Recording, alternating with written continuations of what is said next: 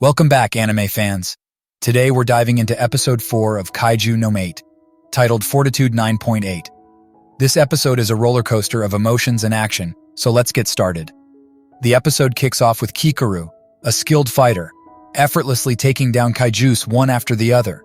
She's so fast and powerful that the other test takers, including our protagonist Kafka, can't even touch the kaijus before she eliminates them. Despite Kafka's legs being injured, he refuses to quit. He convinces Hoshina to let him continue fighting. But since Kafka can't stand properly, he relies on his best friend Ichikawa to move around. Kafka hops on Ichikawa's shoulders, showing us the true meaning of friendship. Ichikawa, always worried about Kafka exposing himself as a kaiju, decides to support Kafka, bearing his burden quite literally. He could have easily left Kafka on the battlefield to think about his own bearings, but he chooses to stay by his side. But then, the tables turn. An anomaly occurs, and Kikoru, who was effortlessly killing kaijus, finds herself in a dangerous situation. She's no longer the predator, but the prey. She's on the brink of death, and the situation changes completely.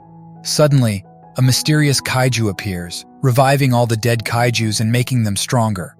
This kaiju also injures Kikoru, but she doesn't give up. She stands up and fights the big kaiju alone.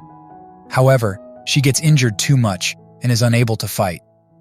As the big kaiju charges its attack to kill Kikoru, Kafka comes to her rescue. He blocks the attack and transforms into a kaiju.